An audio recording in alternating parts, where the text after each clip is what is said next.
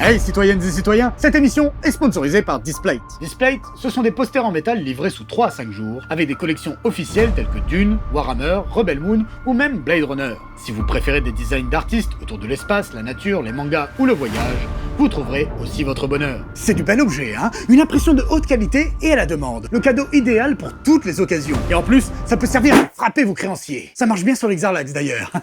Ça peut vous aider pour 2039. Facile à accrocher via un système d'aimant à fixer au mur, vous pouvez les interchanger en fonction de vos envies. Pas de trous, pas de vis, rapidité, efficacité. On vous a même préparé des visuels exclusifs Nexus 6, dont l'affiche de notre moyen métrage. Regardez-moi ça, c'est pas beau? En passant par le lien dans la description, vous pourrez bénéficier d'une réduction jusqu'à moins 35% jusqu'au 18 mars. Profitez-en. Et maintenant, votre émission. Soleil sur vous, citoyennes et citoyens. Bienvenue sur le Nexus 6, je suis le capitaine. 2 ans après, nous voici à nouveau réunis face à l'appel du désert, à la douce caresse du vent chaud et au plaisir simple d'un café préparé avec la salive de nos compagnons d'armes. Eh oh oui, faites pas cette tête, hein. C'est pas pire que manger du Z-Food. Dune, c'est une œuvre particulière, qui a eu un impact majeur, et ces derniers temps, avec la fièvre des sables qui est réapparue, à la sortie de cette deuxième partie du diptyque de Villeneuve, je me suis beaucoup interrogé sur ma relation avec cette œuvre. Et avant d'aborder le plat de résistance, je pense qu'il serait pas mal de revenir sur cette relation, parce que mine de rien, j'en ai jamais vraiment parlé. Vous le savez certainement, mais rappelons-le tout de même, Dune, c'est avant tout une saga littéraire en 6 livres de Frank Herbert, qui s'étend de Dune, sorti en 1965, à La Maison des Mers, sorti en 1985. L'auteur ne finira malheureusement jamais son œuvre, puisqu'il mourra en 1986, laissant donc l'histoire en suspens. Entre-temps, après plusieurs projets avortés, dont celui de Jodorowsky, sortira l'adaptation de David Lynch en 1984. Le film d'une époque, marquant pour les uns, infâme pour les autres, en tout cas, un métrage qui ne laissera personne indifférent. Et pendant longtemps, ça a été à peu près tout, au niveau littéraire et audiovisuel. Par contre, côté jeux vidéo, la saga a connu un nouveau souffle au début des années 90, avec la sortie du cultissime Dune 1 et du très bon Dune 2 en 1992. Des jeux qui donneront naissance au RTS moderne, ce qui n'est pas rien. Je vous renvoie à l'excellent épisode que nous avions fait au sujet du premier il y a quelques années, si ça vous intéresse. Salut le nouveau, ça va? On passera sur le Dune 2000 sorti en 98 sur PC et PlayStation, et sur tous les jeux de la décennie suivante. Non, ce qui importe, c'est qu'à partir de l'an 2000, c'est reparti pour Arrakis.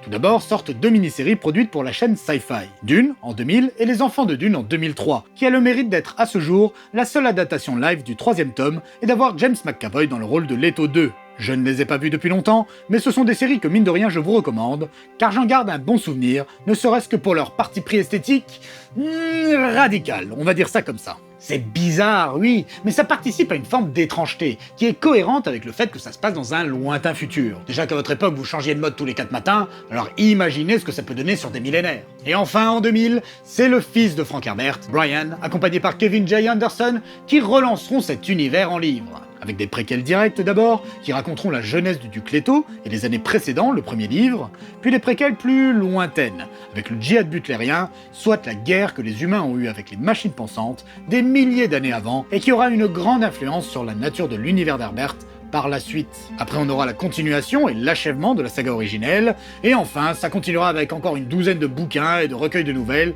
qui reviennent sur des périodes de la saga. Disons qu'à ce stade-là, j'ai plus l'impression que Brian et Kevin pressent le cadavre de Frank jusqu'au dernier dollar. Surtout vu la qualité très relative de leurs écrits. Mais on en arrive donc à ma relation à Dune. Et je dois être tout à fait honnête avec vous. Parce que je le vois souvent en discutant avec vous, avec des gens qui ne jurent que par ce livre. Comme je suis passionné de SF, que je parle de SF, que je ne lis, vois et joue presque qu'à de la SF, vous vous dites, le mec connaît Dune sur le bout des doigts. Sauf que la vérité est plus complexe. J'ai lu Dune, et par là j'entends les 6 premiers livres, vers mes 11-12 ans. Et je ne les ai jamais relus depuis. Ça fait 40 ans, quoi.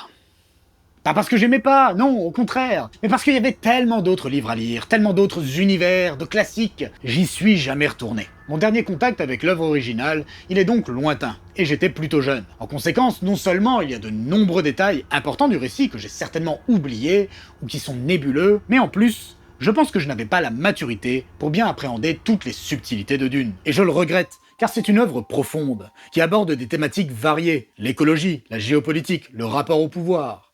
Tous ces aspects, je les connais, je sais qu'ils sont là, et je me souviens de l'histoire de la saga. Mais est-ce que je peux me prévaloir d'une forme d'érudition vis-à-vis de cet univers? Je ne crois pas. Ou en tout cas, pas au niveau de détail que je considérerais comme suffisant et légitime pour pouvoir faire un comparatif de qualité entre les livres d'Herbert et cette nouvelle adaptation de Villeneuve. Mon vécu d'UNESC, au final, est bien plus tourné vers le film de Lynch, avec des scènes qui ont leur petit effet sur un gosse. N'est-ce pas?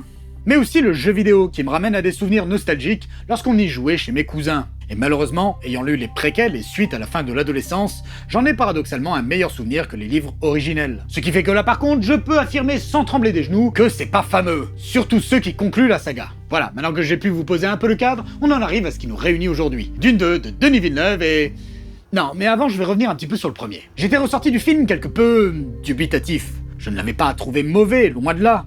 Mais il n'avait pas réussi à m'embarquer émotionnellement. Trop distant, trop propre, ça manquait de corps. Le fait que le film soit une grosse introduction à son univers m'avait aussi un peu dérangé. Et puis je trouvais qu'il manquait ce côté mystique, qui était si prégnant dans celui de Lynch, et qui était à mon sens un élément très important.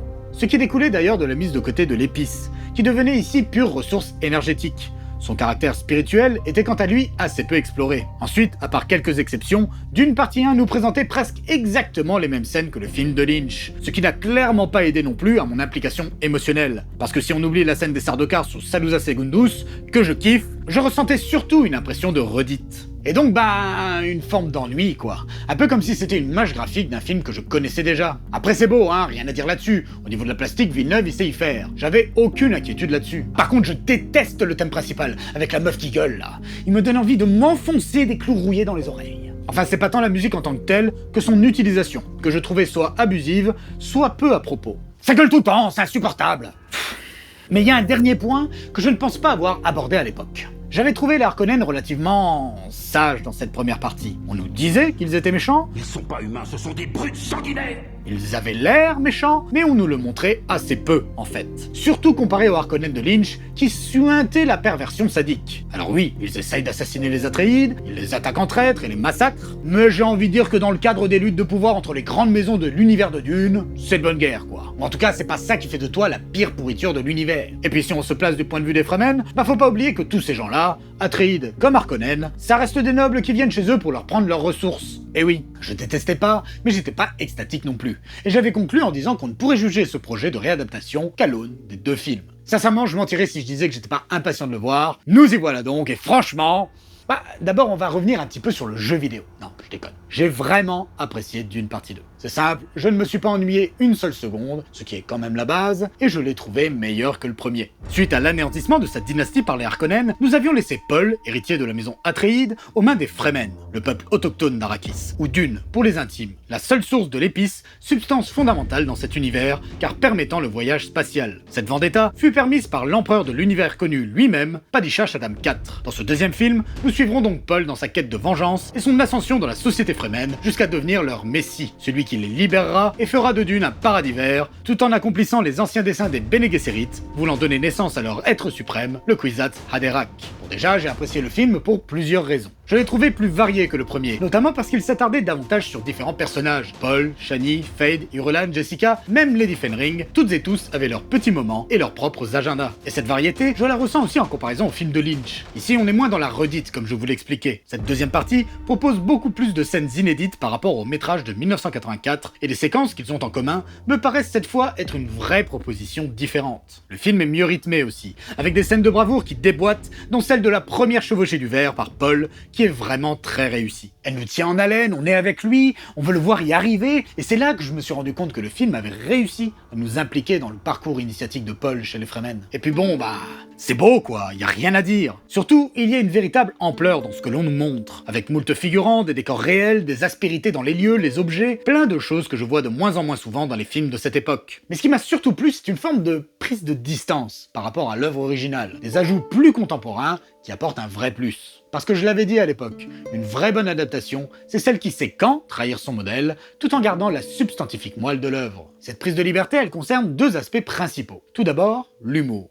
Et oui, car Villeneuve n'a pas eu peur de distiller ça et là des petits moments cocasses. Certains pour nous permettre de nous attacher davantage aux personnages, notamment lors de scènes de franche camaraderie, ce qui est déjà une amélioration par rapport au premier film. Et d'autres davantage pour porter un propos, ou tout du moins offrir des pistes de lecture. Et là on ne peut que penser à notre bon ami Stilgar, des fois un peu ridicule dans son zèle religieux. Et c'est là la qualité de ce film, parce qu'il fait suffisamment confiance à son sujet pour le traiter sérieusement, tout en se permettant quelques incartades drôlatiques. Tout le contraire de la majorité des putains de blockbusters de votre époque, qui avaient presque honte d'être ce qu'ils étaient, et tartinaient leurs histoires d'humour potache pour se donner des airs méta faussement autocritiques. L'autre modification intelligente concerne le personnage de Chani, et son rapport à la messianisation de Paul. Dans le livre, à aucun moment, Chani ne remet en cause la stature de son amant. Elle est un soutien indéfectible, même lorsqu'il annonce prendre Irulan pour épouse par calcul politique. On aurait pu penser que ce choix, il était dicté que par la volonté de mettre en avant un personnage féminin fort. Chose qui dans ce cas-là aurait pu être un peu gratuite, puisque le personnage l'était déjà dans l'œuvre originale. À titre d'exemple, dans le bouquin, Chani elle passe son temps à botter le cul de tous les connards qui font chez Paul.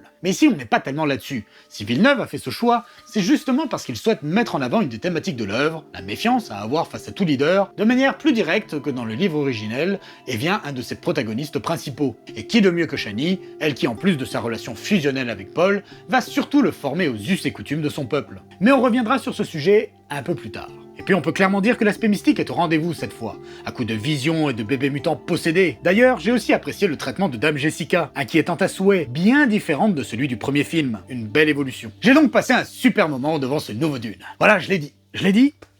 Ouais.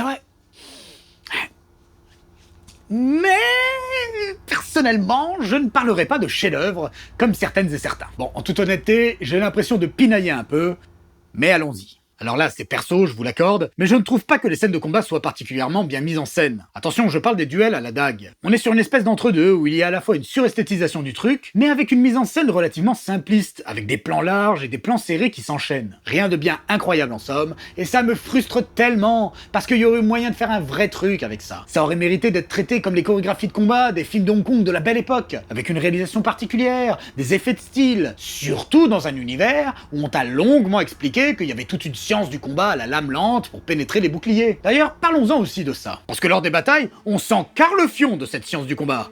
Tout le monde se met des gros coups de schlass bien rapides dans la fratse.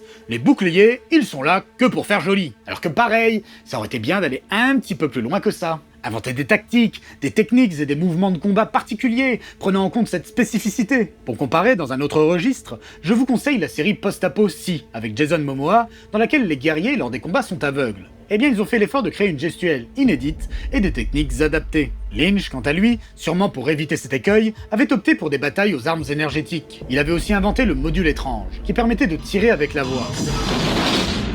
Une idée merveilleuse, très forte, puisqu'en plus, elle était totalement cohérente avec le propos de Dune. Mon nom est un nom qui tue. Et c'est le cas. Symboliquement, Muad'Dib est un nom qui tue, puisque c'est en son nom que des milliards de gens vont mourir dans la galaxie. Lynch ne faisait ici que lui donner une représentation plus concrète. Mais bon, je reconnais que tout ça c'est un peu anecdotique. Par contre, ce qui ne l'est pas, c'est la plastique des films de Villeneuve. Et là oui, c'est beau, on l'a dit 1000 fois, mais il y a certains moments où j'ai quand même le sentiment qu'on a un peu manqué de peaufinage sur les effets spéciaux, et notamment dans une séquence, celle sur Giedi Prime. Et c'est énervant parce que j'ai adoré ce moment, hein. Ce noir-blanc radical, le parti pris esthétique est vraiment cool. Mais l'exécution laisse un peu à désirer, notamment sur la foule Harkonnen. On sent vraiment le numérique. Ou encore ce dialogue là entre Dame Fenring et Fedrossa dans le long couloir. L'idée elle est bonne, mais je vous le dis, les décors ils vont mal vieillir. Dans 5 ans, vous pleurerez des larmes de sang en voyant ça. Et c'est quand même un peu con pour un réalisateur connu pour l'esthétisme de ses films. Après c'est peut-être aussi pour marquer plus fortement la différence entre le monde Harkonnen et Arrakis, qui a un aspect plus rugueux et réaliste. J'entends bien, mais ça n'empêchait pas d'améliorer le rendu. Et vu qu'on est sur la direction artistique, au final je pense que c'est un peu ça que je reproche au film. C'est qu'il brille par sa beauté, mais pas tant par sa mise en scène.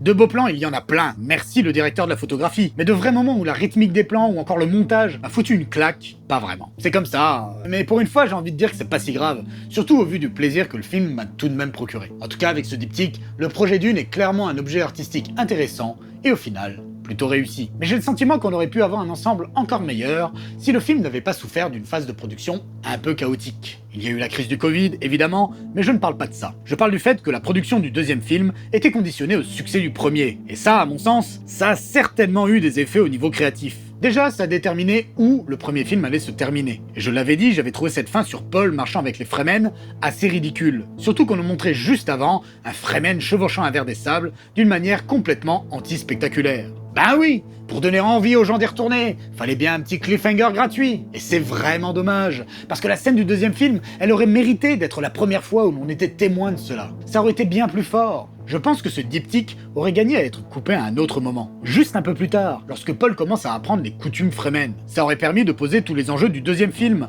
en voyant les autochtones débattre de sa nature de messie ou non. Ça aurait permis de faire une ellipse de quelques mois dans l'histoire, qui aurait en plus été liée au fait que l'on a nous-mêmes en tant que spectateurs attendu 2 ans pour le voir. Et ça aurait permis de commencer d'une partie 2 avec la scène du chevauchage du ver, et franchement, ça aurait eu une sacrée gueule. Cette épée de Damoclès au-dessus du deuxième film, ça a aussi déterminé le traitement un peu chaotique de certains personnages, notamment avec ce que je vais nommer l'interconnexion Tufirawat-Fed-Rossa. Notre cher Manta est complètement absent dans le deuxième film, Fed-Rossa, lui, est complètement absent du premier. Pourquoi ce choix? Pour Fed-Rossa, c'est la nature même du premier film, une grosse introduction à l'univers, qui en est la cause à mon sens. On n'était pas sûr de faire une suite, en plus il fallait peut-être économiser un petit peu sur le budget, donc on enlève ce personnage important et on se concentre sur d'autres choses. Concernant Tufir, des scènes avec le comédien ont bien été tournées pour la deuxième partie, mais supprimées lors du montage final. Et selon le réalisateur, c'était afin d'appuyer davantage le Bene Gesserit, laissant ainsi complètement tomber la caste des Manta, qui est, il faut le dire, la grande absente de ce diptyque. Sauf que dans les livres, c'est bien Tufirawat, esclavagisé par les Harkonnen, qui tente de tuer Fed-Rossa dans l'arène en empêchant l'un des soldats Atreides d'être drogué avant le combat. Ici, au final, c'est le baron lui-même qui se rend coupable de cela pour tester son neveu. Et ce qui est dingue, c'est que ça donne quelque chose de tout à fait cohérent par rapport au deuxième film, et sur d'autres aspects, pas du tout.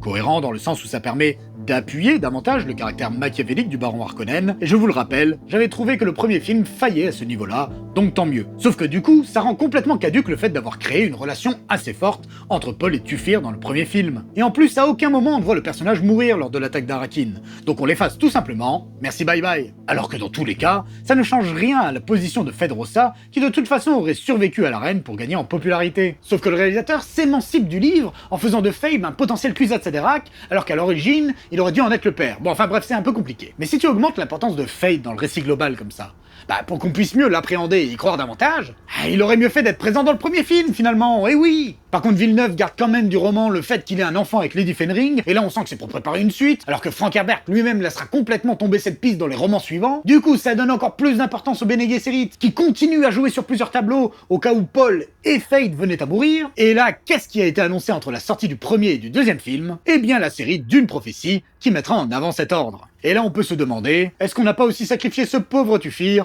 dans une logique un peu marketing pour accompagner de manière plus claire la future série dans l'esprit des gens? Je ne sais pas. Mais quand on analyse tout ça, ce qui me semble évident, c'est que notre pauvre Villeneuve a dû composer avec énormément de paramètres et de pression qui n'avaient pas grand-chose à voir avec le processus créatif tourné vers son œuvre. Et comme d'habitude, j'ai envie de dire que les quelques problèmes de ce projet ont certainement plus à voir avec ça qu'avec le talent réel de toutes les personnes qui ont œuvré dessus. En tout cas, chapeau bas tout de même d'avoir réussi à imposer au studio un objet cinématographique que je considère comme assez singulier dans la production de son époque, avec des thèmes forts, bien traités, une ambiance qui, même si très différente de celle de Lynch, revêt tout de même une certaine étrangeté, notamment pour un public peut-être peu habitué à la science-fiction et aux univers visuels de ce type. Et je dois avouer que je suis assez content que beaucoup de gens découvrent l'univers de Dune via ces deux œuvres. Elles constituent à mon sens une entrée idéale dans cette saga mythique. Voilà. Et il nous reste encore à aborder le dernier point, le sujet principal du film, les connards de l'espace qui vous disent quoi faire de vos putains de vies. Oui, ou le rapport de l'humain face au Messie, c'est comme vous voulez. Comme je vous le disais en introduction, je n'ai plus en tête tous les détails du livre à ce sujet, mais j'ai souvenir que cette critique des leaders tout-puissants était plus subtile, plus implicite, en tout cas en ce qui concernait Paul. Ici, je dirais que Villeneuve est dans une démarche de vulgarisation. Il est plus direct dans sa mise en garde. Témoigne la rébellion forte à propos de Chani, on en parlait, mais aussi d'une manière plus globale, le fait de créer des dissensions profondes chez les Fremen sur la réalité de la prophétie du Mahdi. Dites-moi si je me trompe, mais j'ai pas souvenir que c'était comme ça dans le livre. Par contre, ça m'a rappelé le jeu Dune, où des fois t'as des Fremen qui refusent de bosser avec d'autres parce qu'ils disent que c'est pas des vrais Fremen du désert profond. Ça m'a fait marrer. En tout cas, j'ai apprécié qu'il y ait débat. J'ai apprécié aussi que soit bien appuyé le caractère manipulateur du Bene Gesserit, qui ont endoctriné les Fremen sur des générations, les poussant à croire à l'arrivée du Lisan al-Gaïb, jetant ainsi un doute salutaire dans les esprits. Un doute appuyé par le récit qui pourrait expliquer de nombreux aspects miraculeux de l'histoire par des éléments cartésiens. L'entraînement Bene Gesserit, comme le fait remarquer Paul à un moment, tout comme le fait que l'épice, le mélange, altère réellement, objectivement, les capacités des individus. Concrètement, une autre personne que Paul, qui aurait reçu la même éducation et qui serait passée par les mêmes étapes, aurait tout à fait pu arriver au même résultat. C'est-à-dire, entre autres, connaître tes rêves les plus intimes, ce qui est assez chiant, il faut l'avouer. Mais à mon sens, Dune laisse tout de même la liberté de croire ou non au caractère messianique de Paul, et ce pour une très bonne raison, c'est que le sujet n'est pas là. Le sujet c'est qui on doit suivre, et dans quelles circonstances, et à qui on doit accorder notre confiance ou notre foi. Une question intéressante. Et vous voyez, moi, je suis athée. Bon, des fois j'en appelle au grand Gol Plachnisvik, mais c'est plus culturel qu'autre chose. Mais si un jour je devais me retrouver face à un messie, un dieu, une déesse, ou un peu de tout ça, un être dont je reconnaîtrais et accepterais même le caractère divin, figure d'autorité ultime dans la pensée humaine, eh bien si ceux-ci me demandaient de les suivre et de leur obéir aveuglément, je leur demanderais en quel honneur. Surtout si c'est pour aller faire un djihad galactique qui va éradiquer des milliards de vies. En résumé, et c'est le message de Dune, libérons-nous des carcans de pensée qui nous poussent à obéir aveuglément et sans esprit critique, la précision est importante, à des figures d'autorité, toutes divines qu'elles soient. Merci pour votre écoute, citoyennes et citoyens, n'hésitez pas à vous abonner et à activer la cloche, mais aussi à nous soutenir sur Tipeee si vous souhaitez qu'on continue à voler. Par ailleurs, si vous n'avez pas vu notre nouveau format où je parle de mes scènes cultes du cinéma de science-fiction, n'hésitez pas à aller les voir. Il y en a 3 pour le moment, sur Terminator, Robocop et Mad Max 3. Les 2 premières ont bien marché, mais la dernière, après un bon démarrage, a complètement dégringolé en termes de vues. Je me l'explique pas trop, donc voilà, foncez si ça vous branche. Allez, soleil sur vous, et à très bientôt sur le Nexus 6. Ciao.